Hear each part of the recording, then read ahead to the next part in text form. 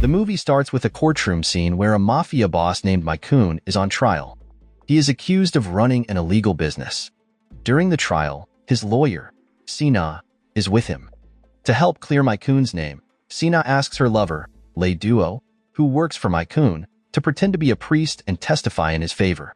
The trial catches a lot of public attention because of Maikun's horrible crimes. To keep the court safe and prevent chaos, SWAT troops led by Dong-gu are brought in. Dong-gu's junior, Kung-kun, is also part of the mission to secure the trial. In the courtroom, things turn chaotic when Maikun's men storm in with rifles and attack the judges. Even though they were told not to get involved, Dong-gu hears the gunshots and orders his team to handle the situation. Back in the courtroom, after the judges are taken down, Si-na and Lei Duo approach Maikun, who is in a prison cell. He looks pleased, thinking they will free him. But Si-na and Lei Duo have a different plan. Si-na throws grenades, breaking the iron bars and wrecking the room. Si-na, Lei Duo, and Maikun's men then leave the courtroom, pretending to be victims to avoid suspicion from Dong-gu and his troops. However, Lei Duo drops his gun by mistake, and Dong-gu realizes their true intentions. The group attacks Dong-gu's troops, and Kung-kun gets seriously injured. Dong-gu tells his partner to find safety while he fights the intruders alone. Dong-gu manages to take down the remaining criminals in the building. Meanwhile, Si-na and Lei Duo hide in a room, hoping to escape Dong-gu. But Dong-gu finds them and sees that Kung-kun is being held hostage. To protect his team, Dong-gu lowers his weapon and raises his hands, hiding a small grenade. Lei Duo tries to stop him, and when Si-na aims to shoot Dong-gu, she accidentally hits her boyfriend instead. In the chaos, Dong-gu threw his grenade, which exploded right in front of him, badly injuring his eye. Si-na, grieving for Lei Duo, was caught by the arriving troops. After the incident, the doctor told Dong-gu that he would be permanently blind. He then started learning Braille.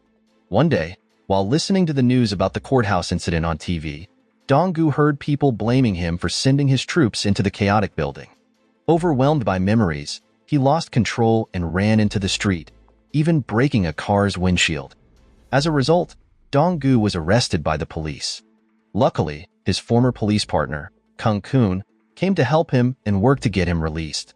Meanwhile, Dong-gu's daughter, Shou-mei, rushed to the police station when she heard about her father's arrest. Shou-mei was his only family after his wife's death and his reason for surviving. Over time, Dong-gu began to accept his situation and found ways to enjoy activities he used to love before losing his sight. One of these activities was picking up Shou-mei after school. One day, while waiting for her, he noticed his hearing had become very sharp. He could hear a ball being thrown and catch it quickly.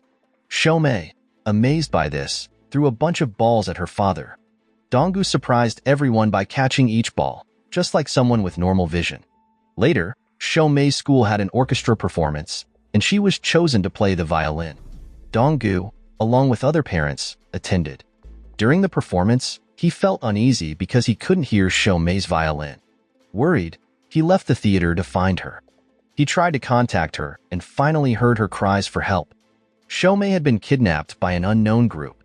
Soon after Dong-gu reported Shou-mei missing, the police told him they had found the body of a female student. However, when Dong-gu saw the body, he said it wasn't his daughter. Even though Dong-gu denied it, the police found Shou-mei's belongings at the site, making them think it was her. Dong-gu refused to believe this and got angry at one of the officers. He thought the kidnappers made it look like Shou-mei was dead, so the police would close the case quickly. Meanwhile, Si-na, who was in prison for her role in the courthouse incident, was being moved to a new prison. She had been moved 7 times because she caused trouble when defending herself from people trying to harm her. At the new prison, Si-na got into trouble again with an inmate paid by Ja-kun, Maikun's son, who wanted revenge for his father's death. Sensing danger, Si-na fought back against the inmate, leading to her immediate arrest by the guards. While in custody, she saw a news report about Dong-gu's daughter's kidnapping. She then made a plan to use Dong-gu to find Ja-kun. After the fight, Si-na was moved to another prison with tight security. Despite being chained, she stayed calm. Suddenly, there was an explosion, causing chaos. Taking advantage of the situation, she broke free from her chains. Outside the damaged car, Ja-kun's men were ready to kill Si-na. But to their surprise, she survived the explosion and fought back, defeating all of Jakun's men. At his headquarters, Jakun was furious about his men's failure to kill Sina. He mistreated them in his anger. Then, one of his assistants came in and said they had captured Shomei, planning to sell her along with other girls. Jakun was happy to hear this, especially because Shomei was Donggu's daughter. Meanwhile, Donggu was taken back to the police station for attacking a police officer at the site where they found a girl's body, thought to be Shomei. During an investigation, he was being escorted by several police officers. Suddenly, Donggu attacked one of the officers guarding him. He then convinced the officer driving to take him to a safe place. What Donggu didn't know was that Sina was disguised as one of the policemen escorting him. Under a bridge, Sina, pretending to be a police officer, made a deal with Donggu. She promised to tell him where all the women captured by Zhu Kuen's group, including Shomei, were held. In return, Donggu agreed to help her attack Zhu Kuen. They planned for Donggu to pose as a middleman, offering to sell Sina to Zhu Kuen's supplier. At the fence location, Donggu, with Sina hidden in the trunk, told the guard he had a young woman with him. After a quick check, they were let in. Donggu met an elderly woman in charge of administration, while Sina was taken to a detention area. After Donggu finished the paperwork for Sina's supposed sale and was about to leave, the elderly woman suddenly pulled out a weapon and tried to attack him. Donggu quickly grabbed the gun and fought back. Determined, Donggu ran to the secret room where the captive women were held. However, he was ambushed by several men and overpowered. He was taken to a room where Sina was hanging upside down above an aquarium. Soon, Long Wang, the shelter owner, arrived, angry to see Donggu and Sina causing trouble. With Donggu in chains, Long Wang questioned him about his daughter's whereabouts, pointing a gun at him. Just as she was about to shoot, Donggu, alert to the slightest movement, dodged the shot. He bravely fought the guards but was soon overwhelmed by Long Wang's men. In a moment of resilience, he managed to get up, fight back, and save Sina by breaking the aquarium meant to drown her. After freeing themselves from their restraints, Sina confronted Long Wang, injuring him in the process. Taking advantage of the chaos, Donggu used broken glass from the shattered aquarium to force Long Wang to reveal Shomei's location. Before Long Wang could speak, they heard police sirens approaching. In a desperate move, Sina pushed Long Wang, causing Donggu to accidentally kill him. Meanwhile, at Zhu Kuen's residence, Shomei was told to play the violin for him and some potential buyers watching online. Her beautiful performance impressed the buyers, who offered a lot of money for her. Zhu Kuen was pleased, but his joy was short-lived. After the auction, he tried to make advances towards Shomei before handing her over to the highest bidder. She defended herself by hitting him on the head with her violin, making him very angry. However, he didn't hurt her, worried about lowering her value. On another occasion, Zhu Kuen asked one of the women to shave his beard. She made a small mistake and cut his face, which made him furious. In his anger, he tortured her with the same razor. Shortly after, his uncle, Si-hund, arrived and told Zhu Kuen about Long Wang's death. At the same time, Zhu Kuen got a call from Sina, who threatened to meet him and kill him. Knowing Sina's past as a mafia member, he panicked and begged Si-hund to help get rid of her quickly. Meanwhile, Sina and Donggu found a temporary hideout in a rented house. A suspicious policeman tried to investigate the place. Sensing someone spying on her, Sina acted quickly and stuck a kitchen knife into the doorknob, injuring the policeman's hand. Soon after, Si-hund's men arrived, forcefully breaking down the door and attacking Sina and Donggu with rifles. Refusing to be defeated, they caused a gas leak, leading to an explosion that incapacitated Si-hund's men. Sina and Donggu seized the chance to escape, but Si-hund and his armed troops were already there, ready to attack. Sina confronted Si-hund's men while Donggu faced Si-hund. Knowing Donggu's sensitivity to sound, Si-hund tried to confuse him. But Donggu had a plan.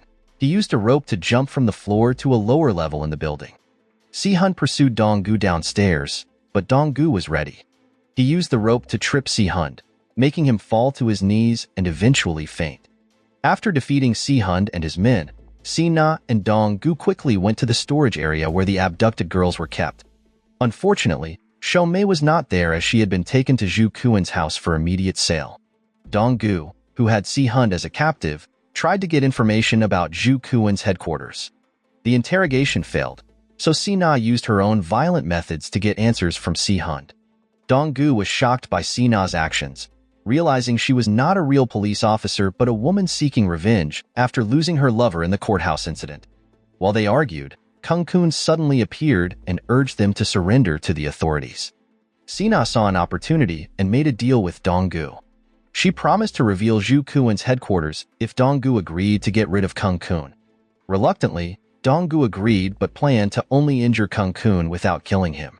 Sometime later, Dong-gu went with Si-na to meet a weapons dealer she knew. When the dealer didn't provide the weapon she wanted, she quickly shot and killed him. That night, they hurried to Zha Kun's heavily guarded residence. Si-na bravely attacked the guards at the front of the house with her new weapons, while Dong-gu took on the guards inside. At the same time, Zha Kun was taunting Shou-mei, restraining her with a chain around her neck. Annoyed, she told him that her father would come to save her. When Zha Kun heard about the attack on his house, he panicked. He grabbed Shou-mei and his assistant and tried to flee. He ordered his assistant to deploy more guards, but the assistant refused and walked away. Feeling trapped, Zha Kun attached a bomb to Shou-mei's body. But Si-na, who had positioned herself behind him, quickly shot him dead, ending his terror. After getting revenge on those who mistreated her in the mafia, Si-na planned to get back at Dong-gu for her lover's death. She took Shou-mei hostage, tying her up upside down. Dong-gu searched tirelessly for his daughter and found out Si-na had taken her. When they faced each other with guns drawn, he threw a small grenade at Si-na, killing her with one shot. Dong-gu quickly rushed to save his daughter, who was about to fall. He caught the chain holding Shou-mei, preventing her from falling. Realizing she had a bomb attached to her, Dong-gu inspected and successfully deactivated it. In the closing scene, the police arrived to secure the area. Dong-gu, filled with joy, was grateful he had saved his beloved daughter. The film ends. So the moral of the story is sometimes, it's not your enemy but your own clumsiness that gets you into the most trouble. So keep a tight grip on your weapons and your sanity.